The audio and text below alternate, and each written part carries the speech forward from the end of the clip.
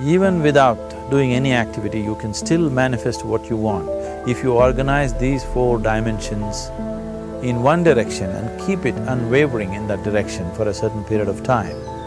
Now he believes Shiva will do it for him and it will happen. So is Shiva going to come and build your house? No, I want you to understand, God will not lift his little finger for you.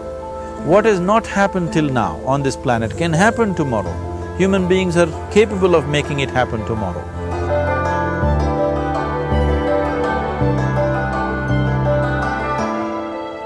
Everything we as human beings have created on this planet was essentially first created in our minds. All that you see, which is human work on this planet, first found expression in the mind, then it got manifested in the outside world. The wonderful things that we have done on this planet and the horrible things that we have done on this planet, both have come from the human mind. So if we are concerned as to what we create in this world, it's extremely important that first of all we learn to create the right things in our mind, how we keep our minds. If we do not have the power to keep our minds the way we want it, what we create in the world is also going to be very accidental and haphazard. So learning to create our minds the way we want is the basis of creating the world the way we want. There is a wonderful story in the yogic lore. On a certain day, a man took a walk. He went for a long walk. Accidentally, unawares, he walked into paradise. Fortunate, isn't he? He just took a walk and he landed up in paradise. After this long walk, he felt little tired. So he thought, oh, I'm tired, I wish I could rest somewhere. He looked around, there was a nice tree, underneath which there was very cushiony grass. So it was inviting. He went and put his head down there and slept. After a few hours, he woke up, well rested, and he thought, oh, I'm well rested, but I'm feeling hungry, I wish I had something to eat. And he thought about all the nice things that he ever wanted to eat in his life. And instantly, all those things appeared in front of him. You need to understand, there the service is like that. Hungry people don't ask questions. Food came and he ate. Stomach became full. Then he thought, oh, my stomach is full, I wish I had something to drink.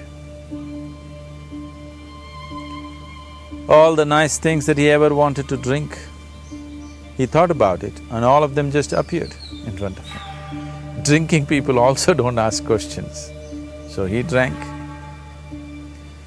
Now with a little bit of alcohol in him, you know Charles Darwin told you, all of you are monkeys, your tail fell away. Not me, Charles Darwin told you that you were all monkeys and your tail fell away and then you became human.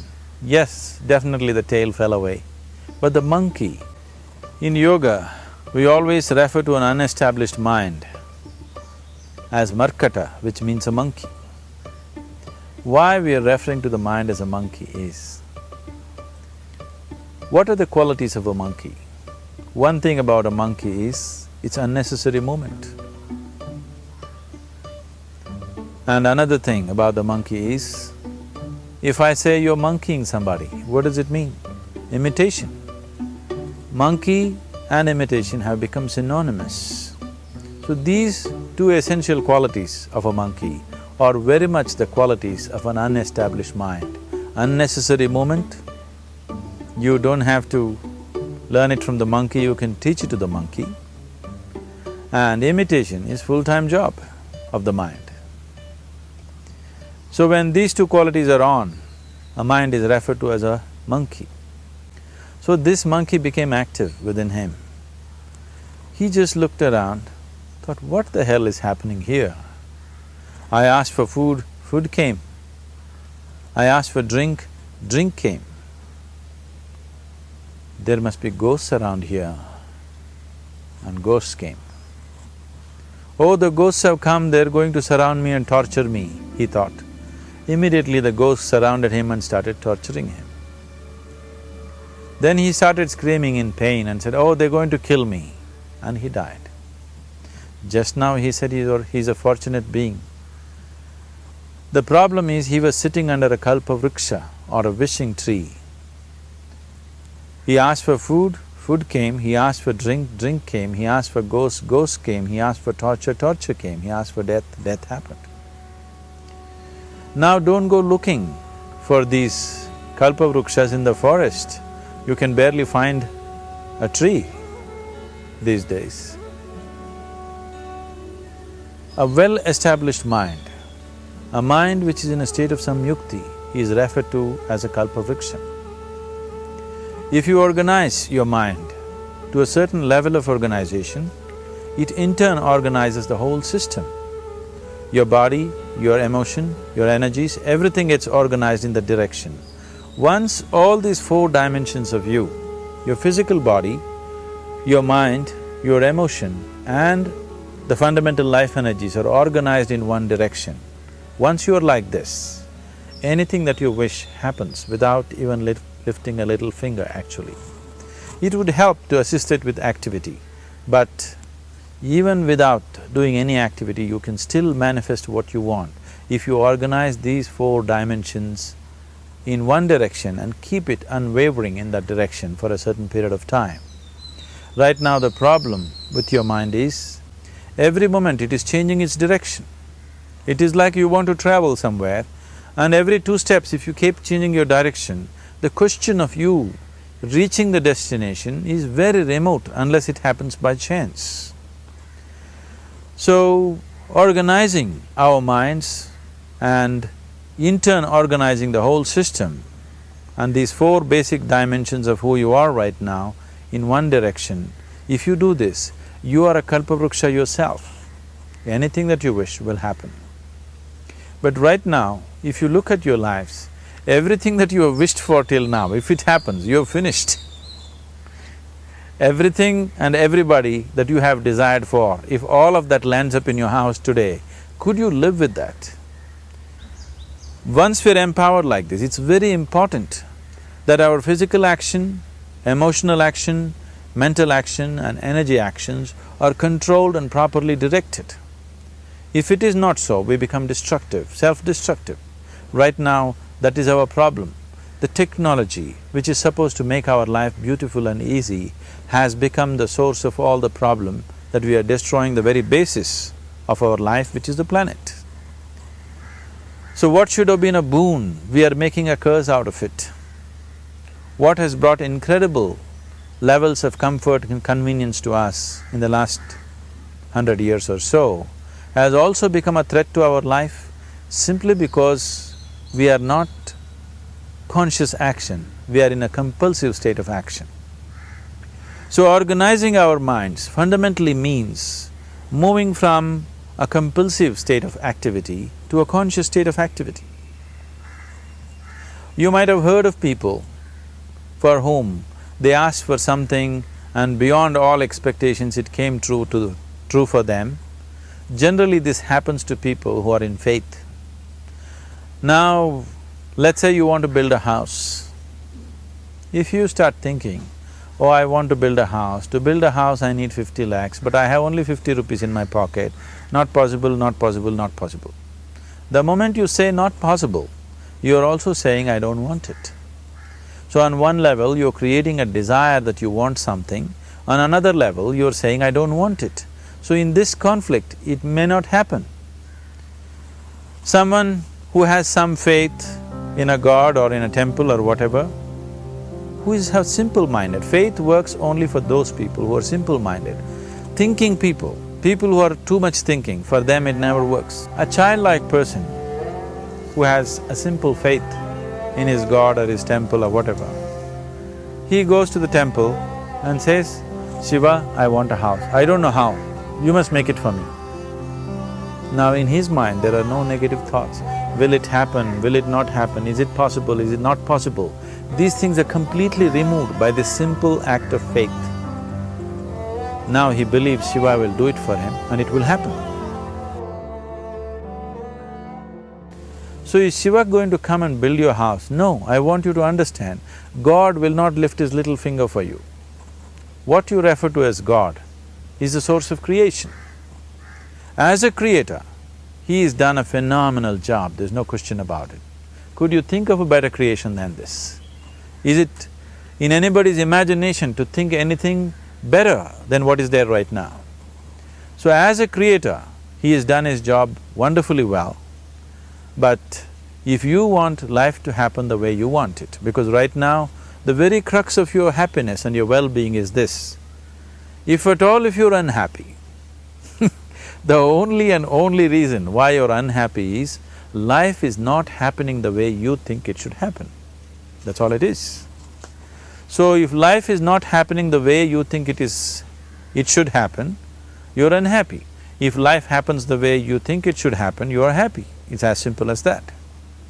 So if life has to happen the way you think it should happen, first of all, how you think, with how much focus you think, how much stability is there in your thought, and how much reverberance is there in the thought process will determine whether your thought will become a reality or is it just an empty thought. Or how you do not create any impediments for your thought by creating negative thought process. This possible is something possible or not possible is destroying humanity. What is possible and not possible is not your business, it's nature's business. Your business is just to strive for what you want. Right now you're sitting here, if I ask you two simple questions, I want you to just look at this and answer this. Right now from where you're sitting, can you just fly off? You say no.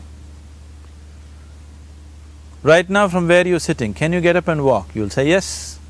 What is the basis of this? Why you say no to flying and yes to walking? Because past experience of life, many times you've gotten up and walked, never did you fly off. Or in other words, you're using the past experience of life as a basis for deciding whether something is possible or not possible. Or in other words, you have decided that what has not happened till now cannot happen in your life in future. This is a disgrace to humanity and the human spirit. What has not happened till now on this planet can happen tomorrow. Human beings are capable of making it happen tomorrow. So what is possible and what is not possible is not your business. That is nature's business. Nature will decide that. You just see what is it that you really want and strive for that. And if your thought is created in a powerful way, without any negativity, without any negative thoughts bringing down the intensity of the thought process, the first and foremost thing is you must be clear what is it that you really want. If you do not know what you want, the question of creating it doesn't arise. If you look at what you really want, what every human being wants is, he wants to live joyfully, he wants to live peacefully. In terms of its relationships, he wants it to be loving and affectionate. Or in other words, all that any human being is seeking for is pleasantness within himself, pleasantness around him. This pleasantness, if it happens in our body, we call this health and pleasure. If it happens in our mind, we call this peace and joy. If it happens in our emotion, we call this love and compassion. If it happens in our energy, we call this blissfulness and ecstasy. This is all that a human being is looking for. Whether he is going to his office to work, he wants to make money, build a career, build a family, he sits in the bar, sits in the temple, he is still looking for the same thing. Pleasantness within, pleasantness around. If this is what we want to create, I think it's time we addressed it directly and commit ourselves to creating it.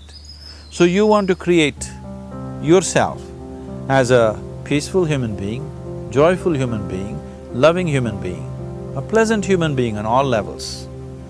And do you also want a world like this? A peaceful world, a loving world, a joyful world? No, I want greenery, I want food. When we say a joyful world, that means everything that you want has happened. So this is all that you're looking for. So all that you need to do is commit yourself to creating it, to create a peaceful, joyful and loving world, both for yourself and everybody around you. Every day in the morning, if you start your day with this simple thought in your mind, that today, wherever I go, I will create a peaceful, loving and joyful world. If you fall down 100 times in the day, what does it matter? For a committed man, there is no such thing as failure. If you fall down 100 times, 100 lessons to be learnt. If you commit yourself like this to creating what you really care for, now your mind gets organized. Once your mind gets organized, the way you think is the way you feel, your emotion will get organized. Once your thought and emotion is organized, your energies will get organized in the same direction. Once your thought, emotion and energies are organized, your very body will get organized. Once all these four are organized in one direction, your ability to create and manifest what you want is phenomenal. You are the creator in many ways. That which is the source of creation is functioning within you every moment of your life. It is just that, have you kept access to that dimension or not? Organizing the four basic elements of your life will give you that access. There are tools and technologies to do this. The whole science of yoga, the whole technology that we refer to as yoga is just about this, transforming yourself from being just a piece of creation to become a creator.